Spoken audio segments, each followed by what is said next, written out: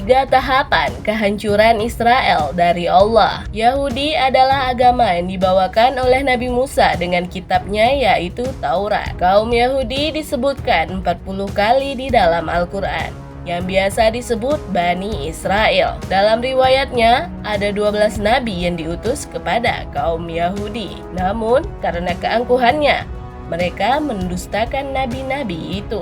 Bahkan, mereka membunuh nabi-nabi yang merupakan utusan dari Allah tersebut. Dikenal akan kesombongannya, kaum Yahudi tidak menerima Al-Quran dan Nabi Muhammad karena mereka merasa kitab dan agama mereka adalah yang paling benar. Padahal, Al-Quran adalah kitab yang menyempurnakan kitab-kitab sebelumnya. Namun Allah tidak akan membiarkan manusia yang berbuat semena-mena di muka bumi ini. Dan Allah akan membinasakan bangsa Yahudi. Berikut tahapan-tahapan kehancuran bangsa Yahudi yang sudah tertulis di Al-Quran. Simak terus videonya hingga akhir. 1.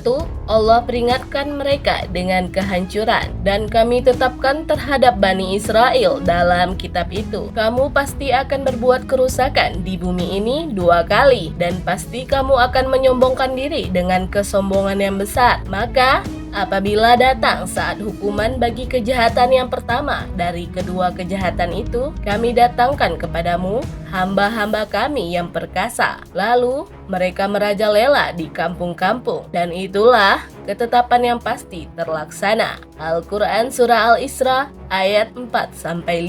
Ayat ini diturunkan di Mekah, yang artinya ayat ini turun sebelum Islam mendapatkan kekuatan di Madinah. Namun, dalam catatan sejarah, kehancuran bangsa Yahudi terjadi pada abad ke-5 sebelum Masehi. Bangsa Yahudi pernah ditaklukkan oleh Babilonia, yang pada saat itu dipimpin oleh Raja Nebukadnezar, yang menyebabkan bangsa Yahudi hampir punah dan mengungsi ke berbagai negara hingga tidak ada lagi tanah milik Yahudi. 2. Allah beri kenikmatan yang sementara. Kemudian kami berikan kepadamu giliran untuk mengalahkan mereka. Kami membantumu dengan harta kekayaan dan anak-anak, dan kami jadikan kamu kelompok yang lebih besar. Al-Quran Surah Al-Isra ayat 6.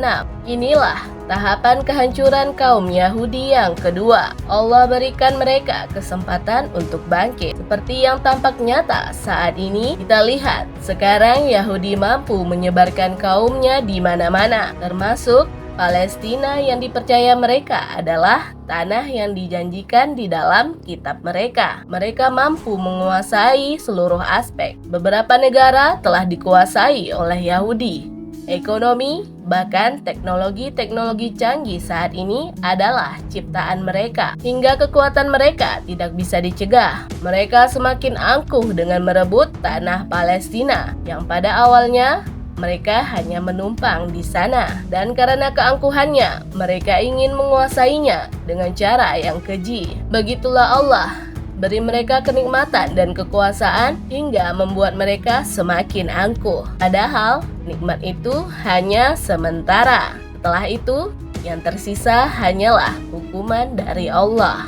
3. Allah binasakan mereka melalui hamba-hamba Allah. Jika kamu berbuat baik, berarti kamu berbuat baik untuk dirimu sendiri. Dan jika kamu berbuat jahat, maka kerugian kejahatan itu untuk dirimu sendiri. Apabila datang saat hukuman kejahatan yang kedua, kami bangkitkan musuhmu untuk menyuramkan wajahmu. Lalu mereka masuk ke dalam Masjidil Aqsa, sebagaimana ketika mereka memasukinya pertama kali, dan mereka membinasakan apa saja yang mereka kuasai. Al-Quran Surah Al-Isra ayat 7.